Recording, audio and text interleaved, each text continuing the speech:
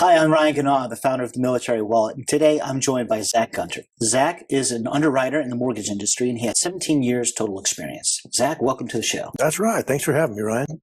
Awesome. Well, underwriting. I've heard this. I bought a house and I still kind of don't know what underwriting is. Can you walk me through that process? What is underwriting? And as a home buyer, why is it important to me? Sure.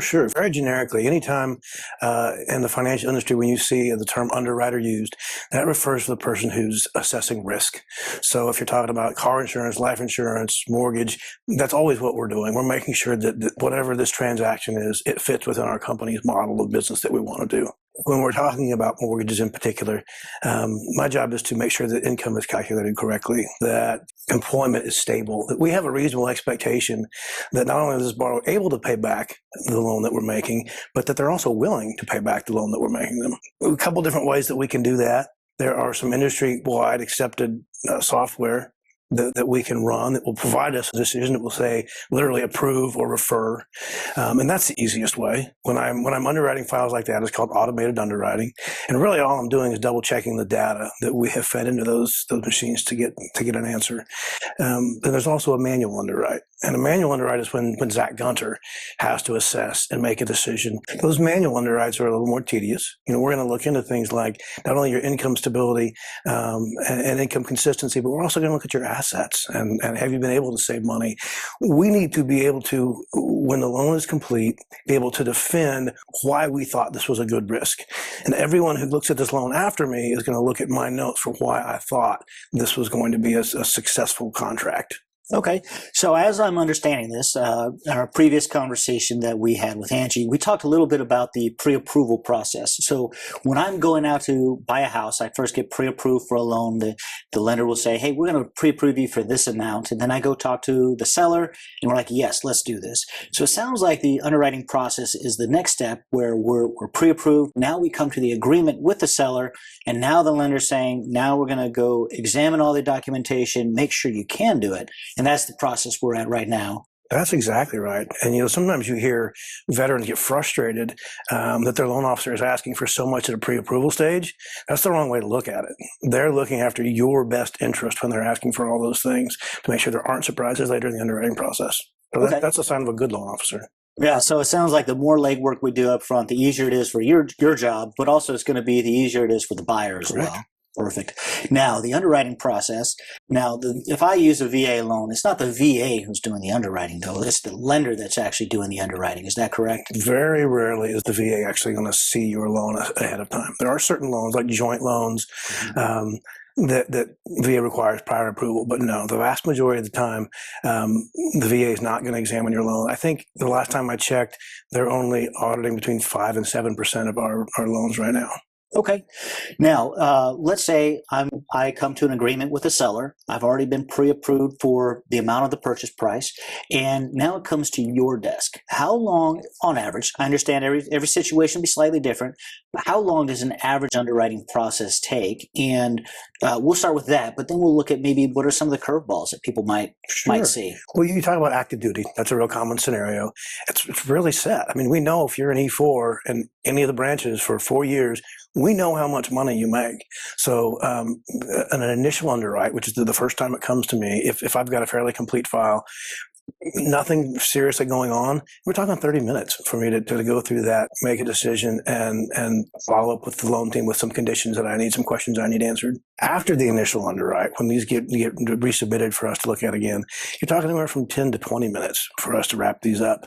The appraisal process, reviewing that, can take a little bit longer, but I mean, you're probably talking less than 2 hours per loan. Okay, well, that's impressive, and I know it takes longer to actually close the loan, but now we're talking mechanics of moving documentation and moving money around and getting approvals and all that.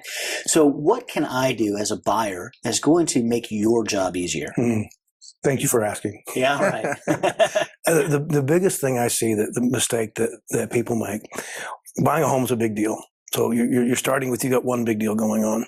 Usually the reason that you're buying a home is also a big deal. You just had a first child, you just had a third child, you just took a new job, you just moved. So you've automatically, in a home buying transaction, you've got two big deals going on. You want to avoid having a third or fourth big deal. That is the biggest thing you can do to make this smooth. A lot of people are tempted, we're adding a mouth to the family. We need a bigger car. We're buying a new house. It makes sense to finance a new bedroom furniture. You should avoid all of those temptations. And you keep this as simple as possible. You're already doing two big things. Let's just get those done before we look for something else. Yeah, we talked a little bit about that in the pre-approval process as well. So one of the last things you want to do is go buy a brand new car and take on a lot of debt or run up some credit card debt or anything like that. So it sounds like keeping your personal ledger as clean as possible leading up to that home purchase is going to make your job easier and really easier for the buyer as well. Okay, so we don't want to take on a lot of debt or make any major purchases before we're looking at buying a house. Right. What are some things that we can do? Maybe how far in advance should we start looking? Does it need to be 6 months out, a year out? What are some things we can do well in advance of actually applying for this loan so that, again, it makes our job easier, your job easier, and this can be smoother for everybody? That's a great question. If you have the time to prepare, you should definitely take advantage of that. A younger person, if you don't know what your credit looks like, go find out. There are lots of options now to find out what your credit is. One of the big mistakes people will make is just paying off something that doesn't affect their credit when they could have spent half the money to pay down something that does improve their credit. So talk to an expert. The other thing you do is save money. When you talk to people about the VA loan, the major selling point is that it's a zero down loan. That's true, but that doesn't mean that having savings won't help.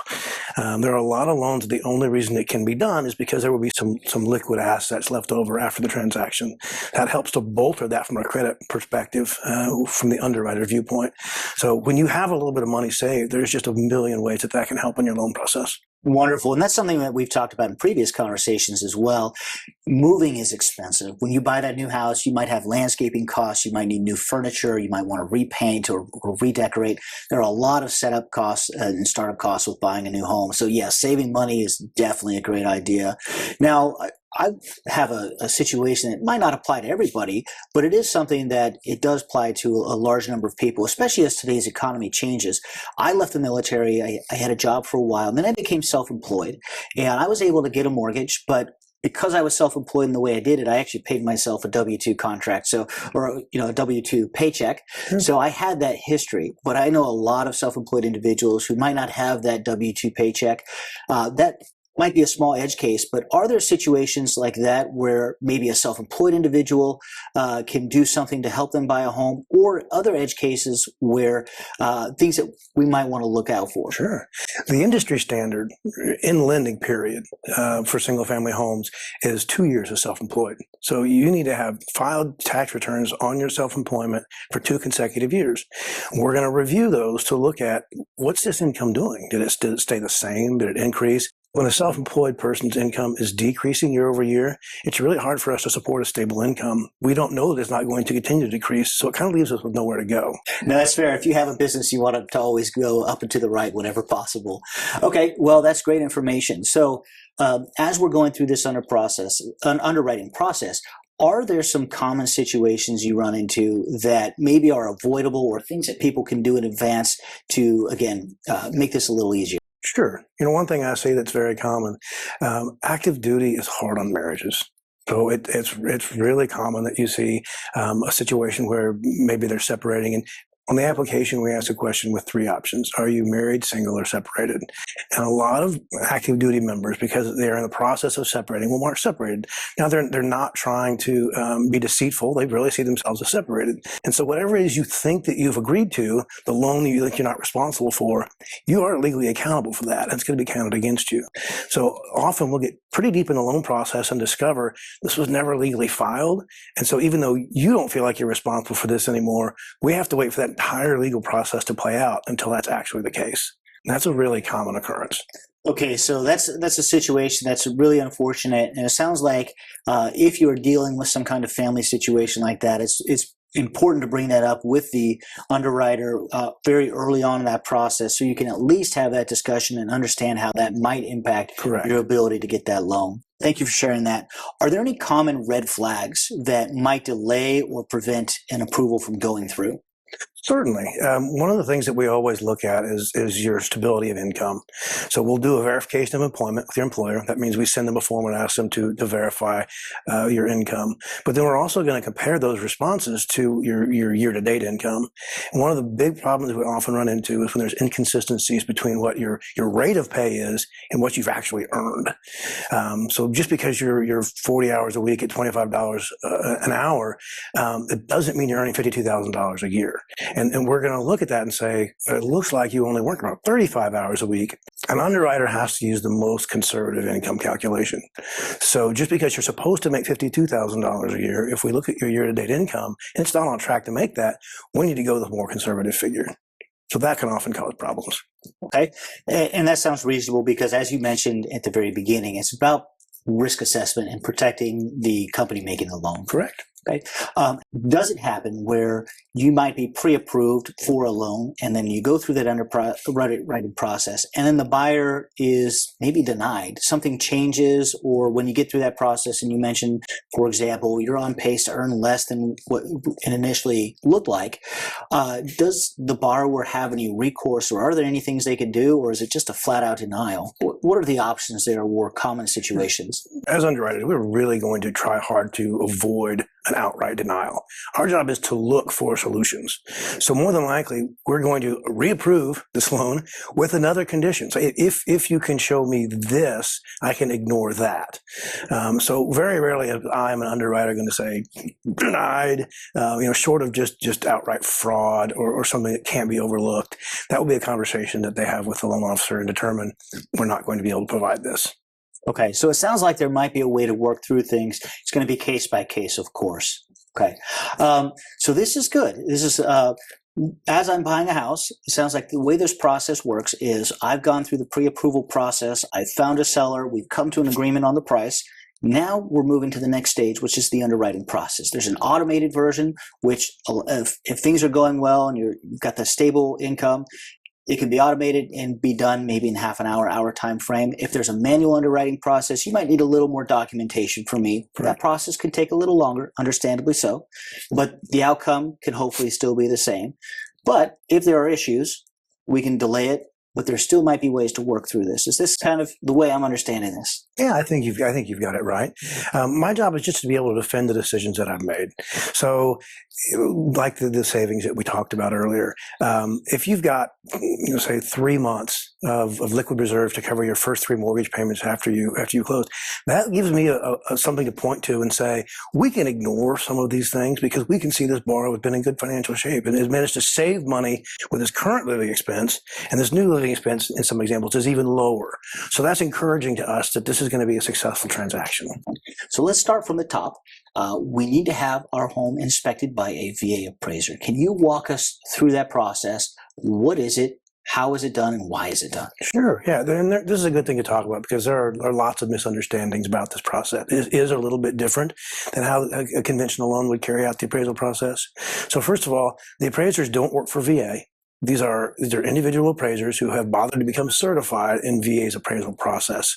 So when your loan officer calls and says, hey, it's time for us to order your appraisal, and they take your credit card number, they're going to submit an order to the VA, who will then assign one of these independent appraisers in that market who's been certified in VA loan product to come appraise the house.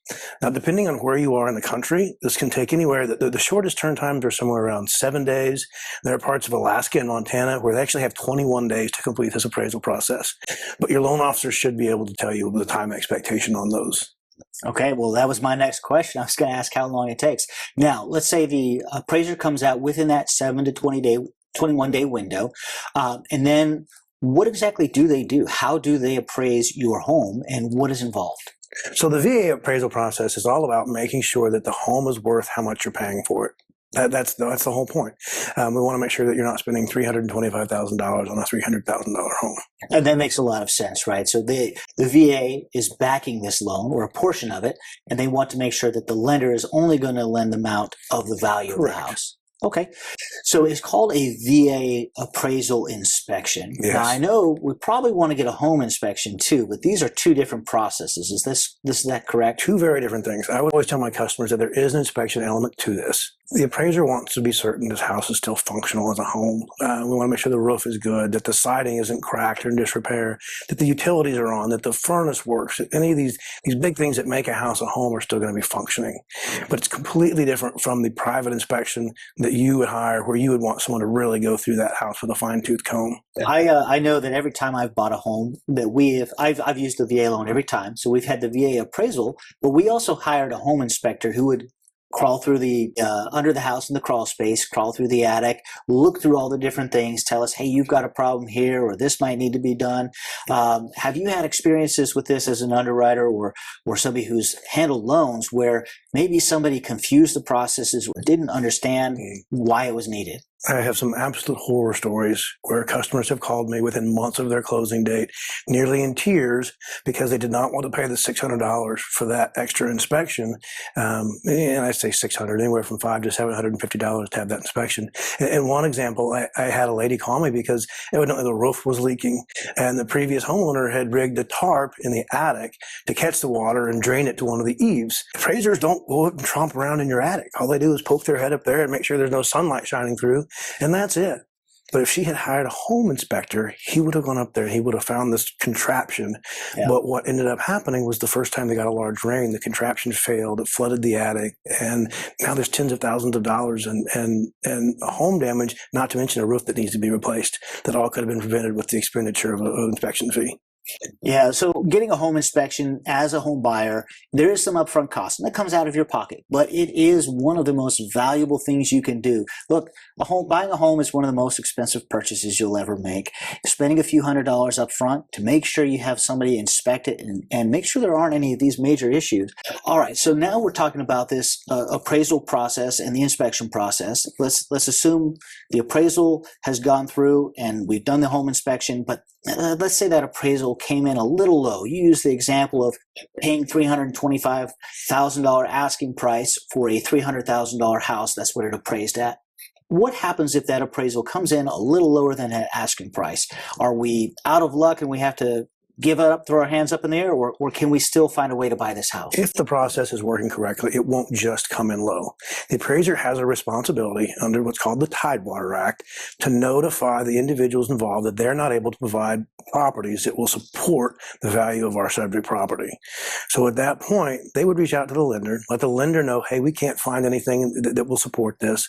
The lender would then reach out to the interested parties who would look for what they believe are better comps that will support the value of our subject property. They'll provide those to the appraiser, or they won't. And at that point, your appraiser might come back low. And you still have several options in the instance of a low appraisal. One, the homeowner can decide, I love this house, I don't care. It's worth an additional $4,000 for me above the appraisal price to still purchase this home. They can do that. They can also do what's called a reconsideration of value, or I should say request a reconsideration of value.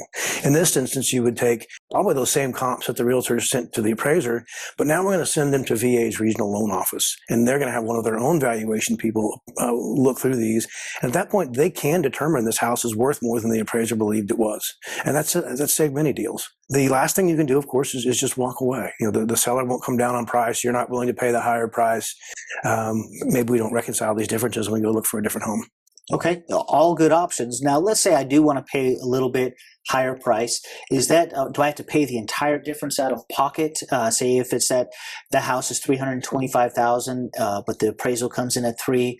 Does that mean I need to pay $25,000 as a down payment, or how does that work if I want to make up that difference? You're going to be paying that entire overage out of pocket. Okay, well, so that's an option. So we've talked a little bit about buying a house now, and we want to make sure that if you're planning to buy a house, you have a lot of money saved. Even if you're using a zero down VA loan, there are times where to get into that house, you may have to make a down payment, maybe to bridge the gap in the appraisal value, or maybe if you just want to bring down, how much you're borrowing, which decreases your mortgage payment.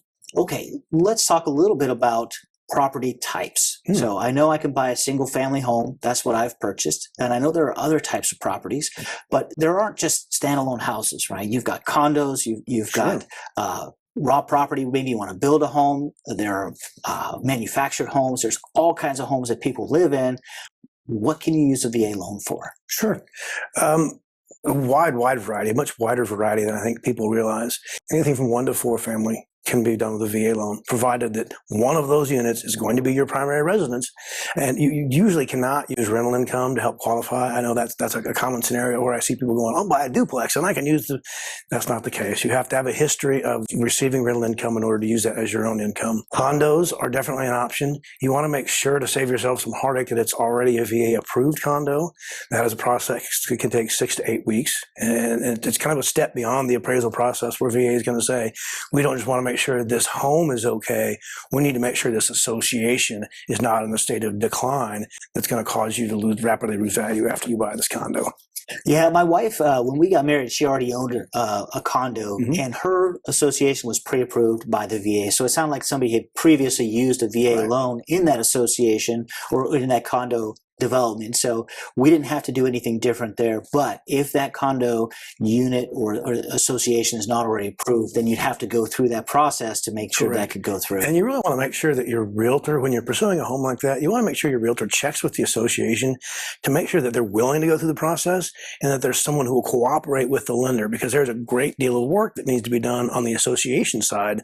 So we need to make sure there's a person there willing to do that work for you. Okay. Now, are there any differences with townhomes and condos? I know sometimes those words are used interchangeably. They are. But sometimes there are differences. Now, is there anything we need to be aware of there as far as VA loans are concerned? Absolutely. The primary difference between these two properties that may look exactly the same and two developments that are identical right next to each other, one is a condo association, one is a townhome association, is whether or not you own the real estate that's below the structure you're purchasing. I dealt with one of these very recently where we fought the realtors for 3 weeks until I finally just told the title company, and they were insisting that this was a townhome and not a condo, and I called the title attorney and he said, no, there's no real estate actually being transferred in this transaction. This is a condo. Okay, so that has an impact then on whether or not you can be approved for and whether or not you have to go through the VA condo approval process. Okay, well, so that's certainly something that's very important if you're considering buying a townhome or condo, to understand the mechanics of how that property changes hands. So let's talk about some different types of properties that we haven't looked at yet, but that are becoming a little more popular. There's barn dominiums, there's tiny homes, right? Two totally different things, but they're also getting a lot of press right now, and they're becoming kind of trendy. Are those things that you can use a VA loan for? There are a whole list of loan types that if you were to call your regional loan office and say, can I use my VA loan to buy this home? They will say yes. Next question is, can I find a lender that will do it? And sometimes that's the problem. What a lot of these will boil down to is, are there similar properties like the one you want to purchase being sold in that market recently? And that's some homework you really need to do when you start looking at one-offs like the barn dominiums, like the tiny homes. Have a realtor do some footwork and find out if there's some of these homes being sold in the market you're looking in. Okay. And here's another one, and I know there's a lot of different answers on that too. And the one I've most frequently heard the answer to is, can you find a lender who will do it? And that's manufactured homes or sometimes mobile homes. Now, manufactured could just be one that's set up in a normal, like your traditional suburban neighborhood, and manufactured just means it was pre-built off-site and then they assembled on-site. But manufactured sometimes means mobile homes, and that's something that can be transported by as a whole unit. Sure. So are those the types of homes that you can use a VA loan for as well? Absolutely. You want to be really careful as a consumer when you're looking. Realtors, I think, often feel like using the word manufactured home is a dirty word, and so they won't use that in the advertisement. So people will insist this is not manufactured. The bottom line is, if this thing has a tag issued by HUD somewhere on it, usually in the electrical panel, sometimes on the garbage disposal under the sink, that's a manufactured home. No matter what you're told about how it was constructed or how it got there, if you've determined you want to purchase a manufactured home, it's not the end of the world. You can use your VA loan. You'll just have to talk to a few extra lenders. Okay. Another popular question that I've heard is, can you use it to buy a foreclosure? Absolutely. When I first got to this industry in 2008, there were certain states where that was all we did was foreclosures. Florida, every loan I did in the state of Florida, I think, was a foreclosure for 2 or 3 years. So yes. Okay. Well, I know, the economy goes in cycles, and sometimes we're seeing more foreclosures than other times. So it's good to know that you can use your VA loan for that. A couple of pitfalls that you can get into when you're buying a foreclosed home. One, sometimes you have a disgruntled former owner that was in that house, and there may be damage. The bank is not going to repair any damage to that foreclosure, even if they approve you as a buyer. And they're also not going to let you go in and do the damage. So no matter how minor the damage, if the VA says this has to be fixed, the bank won't fix it and they won't let you fix it. So that is a pitfall of the foreclosures. You want to make sure the house is in good repair.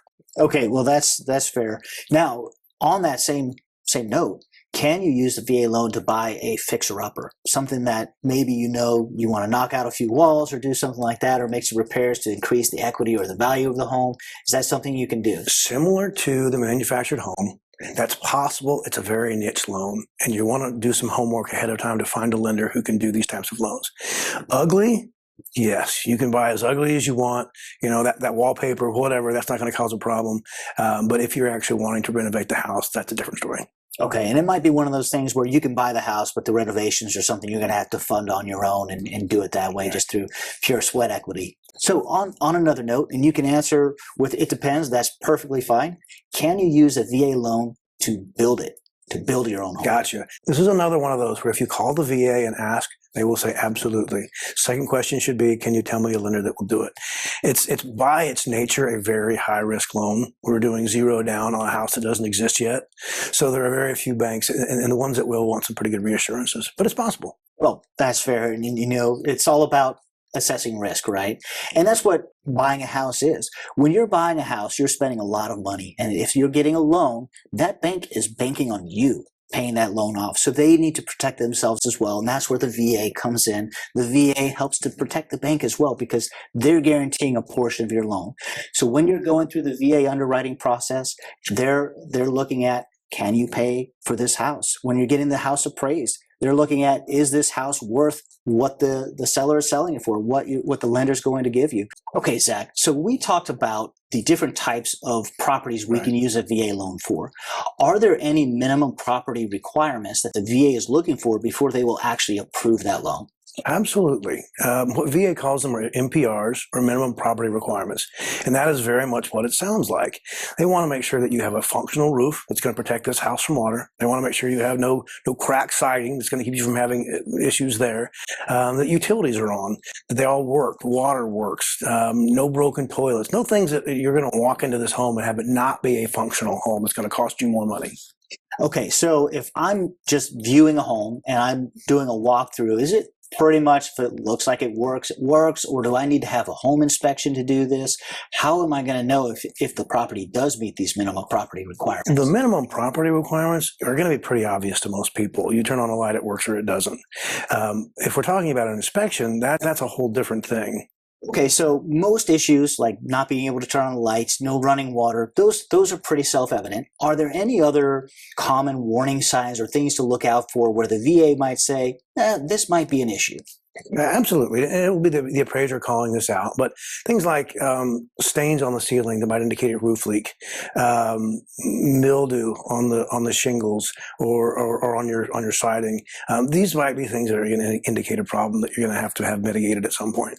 Okay, so we're looking more of structural type issues, something that says this house maybe needs a little more TLC to see if there are any underlying issues. Make sure it's essentially that it's a livable home. And there's the other end of that spectrum. Often we'll see a missing tile in the kitchen or a worn spot of carpet that the VA buyer would really like to see be fixed, and he wants the appraiser to require it.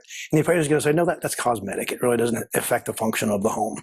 Now, we're going to talk a little bit about VA loan limits. So, Zach, I bought my house 5 or 6 years ago, and when I was going through that process, there were VA loan limits. You could only buy a house property up to a certain dollar amount, and it varied by region, but VA loan limits have gone away. Does that mean I could use a VA loan and go buy a $20 million house? Wow, what a great idea. I think you should definitely do that. That was a recent and welcome change. The limits did go away when you have full entitlement. Technically, like a lot of other things, you call the VA and ask them, can I buy a $20 million home zero down? They will say yes. And your second question should be, which lender should I call? Because that's a huge risk for a lender to take. And you'll find each of us will set a limit. I think 2 million has been a pretty common, but they're going to set a limit because it is just so much risk to take on a zero down basis. Now, keep in mind, though, that is true only when you have full entitlement. Okay, so let's assume I have full entitlement. I can go buy that maybe $2 million home. Now, you say with zero money down, right? So maybe if I'm putting a down payment, that might change how much the lender might Sure. be willing to pay or to lend to me. Now, it sounds like if I have full entitlement, there might also be a partial entitlement. So I'm assuming maybe I've used a loan before. What is the difference between full entitlement versus partial entitlement? Yeah. And how does that change the VA loan limit in that case? So partial entitlement occurs when either you have purchased a home before and maybe defaulted on it, or you still own a VA home that you've got some of your entitlement tied up on. On a VA loan, the idea is always to have 25% of your loan secured. So the way VA calculates your maximum loan amount on a partial entitlement situation will depend on the county. FHA sets a county loan limit in every county in the country. And say you're in a county where the max loan limit is $600,000, VA will say 25% of that is the amount of your total entitlement.